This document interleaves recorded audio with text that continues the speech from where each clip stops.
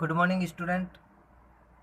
आज की वीडियो में अपन डिस्कस करेंगे एनाटॉमी और फिजियोलॉजी जो बीएससी नर्सिंग पार्ट फर्स्ट 2019 नवंबर में जो रिसेंट एग्ज़ाम हुआ था उसके बारे में। एनाटॉमी और फिजियोलॉजी में सेक्शन ए और बी दो अलग अलग पार्टीशन में पेपर आता है और इसका सेपरेट इसके लिए आंसर बुक मिलती है। ये मैक्सिमम मार्क्स इसके 80 रहते हैं, जिसमें 40 मार्क्स की तो एनाटॉमी है और 40 मार्क्स की फिजियोलॉजी आती है।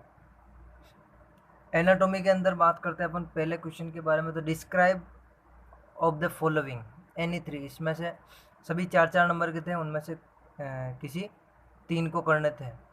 तो पहला इसमें ए वाला पोर्शन है ओवेरी।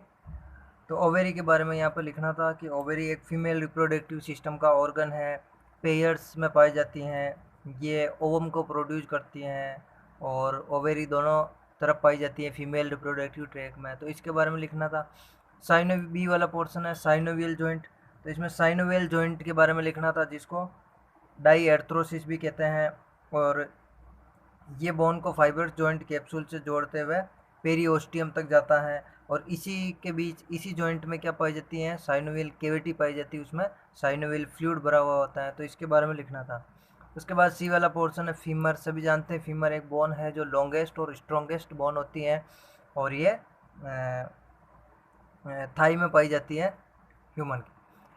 उसके बाद डी वाला पोर्शन है, इसमें हाइपोथैलेमस। हाइपोथैलेमस के बारे में लिखना था इसमें कि हाइपोथैलेमस ब्रेन के अंदर सिचुएटेड रहता है और बेस ऑफ द ब्रेन के वहाँ होता है और पिट्यूटरी ग्लैंड के पास होता है, और हाइपोथैलेमस बॉडी टेम्परेचर को रेगुलेट करता है और बहुत सारे हार्मोन्स को रिलीज करता है। तो इसके बारे में लिखना था। Question sec write short notes on any three. तो इसमें शॉर्ट नोट्स लिखना था। ए वाला पोर्शन है कनेक्टिव टिश्यू। कनेक्टिव टिश्यू के बारे में लिखना था, जो कि कनेक्टिव टिश्यू किसे कहते हैं या कितने प्रकार का होता है। जैसे कनेक्टिव टिश्यू चार प्रकार का होता है, loose connective tissue, dense connective tissue, cartilage और ब्लड भी क्या है, एक कनेक्टिव टिश्यू का ही टाइप है। तो इसके बारे में लिखना था। दूसरा पोर्शन है बी वाला स्ट्रक्चर ऑफ हार्ट। हार्ट की स्ट्रक्चर बना के उसके बारे में हार्ट के चेम्बर और इनको डिस्क्राइब करना था। और थायराइड ग्लैंड, सी वाला पोर्शन है थायराइड ग्लैंड। थायराइड ग्लैंड के बारे में लिखना था कि ये एक एंडोक्राइन ग्लैंड है, नेक के बीच में पाई जाती हैं और ये T3 T4 थायरोक्सिन और ट्राई आयोडो थायरोनिन का सिक्रेशन करती हैं। तो थायराइड ग्लैंड के बारे में लिखना था। और डी वाला लास्ट पोर्शन है स्टोमक। स्टोमक के बारे में लिखना था, कम्प्लीटली स्टोमक की लेयर के बारे में और स्टोमक की स्ट्रक्चर के बारे में लिखना था। ये भी 12 नंबर का था, इसमें से कोई तीन करने थे। और क्वेश्चन थर्ड जो है short notes on, short notes लिखना था हिस्टोलॉजी ऑफ लिवर। हिस्टोलॉजी का मतलब उत्तकीय अध्ययन, ठीक है, उत्तक टिश्यू के बारे में लिखना था, हिस्टोलॉजी ऑफ लिवर। जैसे मैक्रोफेज हो गई लिवर के अंदर, लिवर की स्ट्रक्चर के बारे में कंप्लीट लिखना था। वो भी टिश्यू के बारे में लिखना था केवल, कि लीवर में किस प्रकार के टिश्यू पाए जाते हैं, क्या जैसे लोबिल्स होते हैं लीवर के अंदर, बहुत सारे लोबिल्स में टिश्यू पाए जाते हैं और उनमें लोब होते हैं, तो इनके बारे में लिखना था। बी वाला पोर्शन है इसमें मसल्स ऑफ आई। आई की मसल्स के बारे में लिखना था, जिसमें कि 6 एक्स्ट्रा ऑक्यूलर मसल्स होती है जो आई बॉल का मूवमेंट करवाती हैं, जैसे सुपीरियर रेक्टस हुई, इन्फीरियर रेक्टस, लेटरल रेक्टस और मीडियल रेक्टस। इसके अलावा सुपीरियर ओब्लिक और इन्फीरियर ओब्लिक, ये 6 एक्स्ट्रा ऑक्यूलर मसल्स होती है जो आई बॉल मूवमेंट के लिए रिस्पॉन्सिबल है।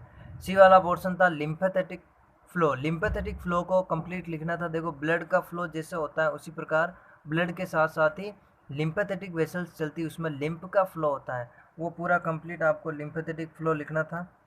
और इसके बाद डी वाला पोर्शन है यूरिनरी ब्लैडर। यूरिनरी ब्लैडर के बारे में लिखना था, उसकी लोकेशन क्या है, उसके रिलेटिव ऑर्गन कौन कौन से हैं, इसके बारे में लिखना था। नेक्स्ट आता है right short notes on structure of skin. Skin की स्ट्रक्चर के बारे में लिखना था, जिसमें कि स्किन में कौन कितनी लेयर होती है, जैसे इपिडर्मिस हुआ, डर्मिस हुआ, सब क्यूटेनियस हुआ, वापस इनके भी टाइप है, उनके बारे में कम्प्लीटली स्ट्रक्चर के बारे में डिस्क्राइब करना था। स्प्लेन बी वाला पोर्शन है, तो स्प्लेन के बारे में लिखना था कि स्प्लेन का इंपॉर्टेंट रोल होता है आरबीसी के अंदर और इम्यून सिस्टम के अंदर। इसके बारे में स्प्लेन लोकेट कहाँ होता है, पेनक्रियाज के पोस्टीरियर साइड में लोकेट होता है, ये सारे लिखने थे इसमें।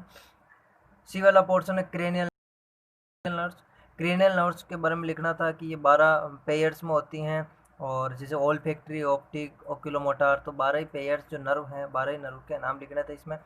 और लास्ट वाला डी वाला पोर्शन है ईयर। ईयर के बारे में लिखना था कि आउटर ईयर, मिडिल ईयर और इनर ईयर के बारे में शॉर्ट नोट्स लिखना था। तो ये वाला एनाटॉमी का पोर्शन था। उसके बाद बी वाला पोर्शन आता है इसमें फिजियोलॉजी का, ये भी 40 नंबर का होता है। इसमें पहला क्वेश्चन था देखो, डिफाइन इम्यूनिटी। इम्यूनिटी को डिफाइन करना था एंड इट्स टाइप। टाइप के बारे में लिखना था। इन्नेट इम्यूनिटी और एक्वायर्ड इम्यूनिटी दो प्रकार होते हैं। फिर वापस एक्टिव और पैसिव, उसमें भी वापस नेचुरल एक्टिव और आर्टिफिशियल एक्टिव, इनके टाइप के बारे में लिखना था इम्यूनिटी को डिफाइन करके।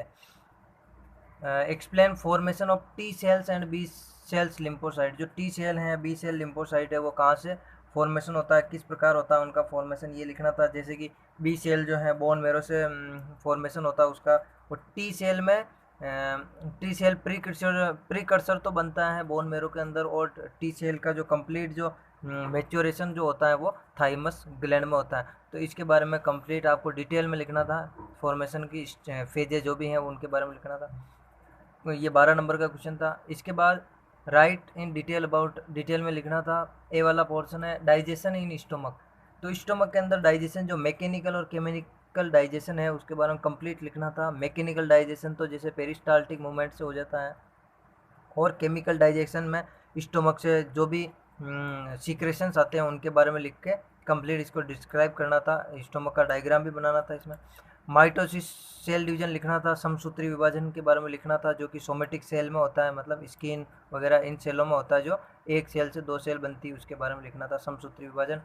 और फंक्शन ऑफ ओवेरी, सी वाला पोर्शन है, तो ओवेरी के जितने फंक्शन हैं उनके बारे में लिखना था। जैसे ओवेरी क्या करती है, तो एक का प्रोडक्शन करती है, अंडे बनाने का काम करती है ओवेरी। और क्या करती है, produce hormone estrogen progesterone. Estrogen progesterone को भी कौन सीक्रेट करती है, ओवेरी सीक्रेट करती है, ग्लैंड की तरह भी काम करती है।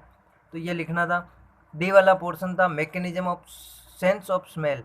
तो जो नोज से अपने को स्मेल, जो स्मेल का जो सेंस मिलता है उसके बारे में कंप्लीट उसकी मैकेनिज्म लिखनी थी कि सेंस कैसे मिलता है। तो स्मेल कहाँ से आती है, स्मेल आती है देखो सेंस सेल से आती है, और उसी सेंस सेल को क्या कहते हैं अपन, ओल फैक्ट्री सेंसरी न्यूरॉन कहते हैं, उसके द्वारा आती है, जो कि कहाँ होती है, नोज के अंदर होती है, सिचुएटेड होती है। तो ये इनमें देखो डिटेल अबाउट लिख रखा था, मतलब इनमें चारों करने थे आपको, 4x3 12 नंबर का था ये भी।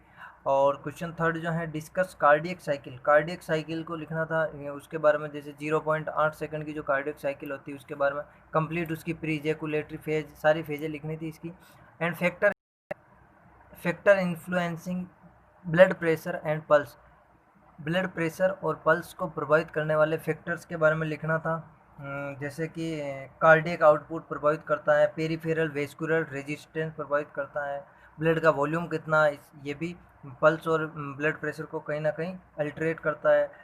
विस्कोसिटी क्या है ब्लड की, और इलास्टिसिटी क्या है ब्लड वेसल्स की। तो ये फैक्टर हैं जो ब्लड प्रेशर और पल्स को कहीं ना कहीं इन्फ्लुएंस करते हैं। उसके बाद देखो लास्ट क्वेश्चन था इसमें, right short notes on.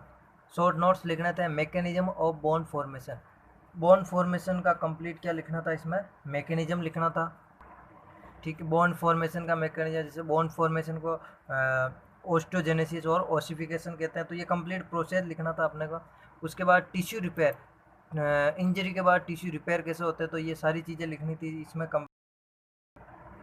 Tissue repair जो इसमें भी 3 फेजें होती हैं, जैसे पहली फेज में इन्फ्लामेशन होगा, सेकंड फेज में प्रोलिफरेशन मतलब टिश्यू की ग्रोथ होगी, और तीसरा मैच्योरेशन, टिश्यू मैच्योर हो जाएगा और टिश्यू कंप्लीट रिपेयर हो जाएगा इंजरी के बाद। तो ये वाली पूरी मैकेनिज्म लिखनी थी फिजियोलॉजी के अनुसार। और थर्ड जो था सी वाला portion, mechanism of muscles contraction. Muscles contraction की मैकेनिज्म लिखनी थी कंप्लीट। मसल्स कॉन्ट्रैक्शन क्या होता है, activation of tension generating site with in muscles fibre. Muscles fibres के बीच में क्या होता है, टेंशन तनाव होता है, उसका एक्टिवेशन, मसल टेंशन मतलब खिंचाव के बारे में कंप्लीट इसकी मैकेनिज्म लिखनी थी। और कौन कौन से प्रोटीन इसके लिए रिस्पॉन्सिबल होते हैं, मसल्स प्रोटीन, उसके बारे में भी इसमें थोड़ा सा लिखना था। लास्ट वाला पोर्शन है रिफ्लेक्स एक्शन। रिफ्लेक्स एक्शन को इमेज बना के आपको कंप्लीट उसको डिस्क्राइब करना था। और रिफ्लेक्स क्या होता है, सबको पता है कि रिफ्लेक्स एक इनवोलेंट्री और स्पॉन्टेनियस मूवमेंट है, जो कि किसी भी स्टिमुलाई के प्रति होता, उस स्टिमुलाई का रिस्पॉन्स होता है। बायोलॉजी का पेपर है, और इसमें भी सबसे पहले देखो कंप्लीट ऊपर लिख रखा है नोट डाल के कि question number 4 of section A and B is compulsory. इसमें सेक्शन ए और बी जो है उसमें क्वेश्चन 4 जो है वो कंपलसरी हैं। और इस पेपर की आप पीडीएफ डिस्क्रिप्शन लिंक में जाके डाउनलोड कर सकते हो। प्रीवियस जो भी पेपर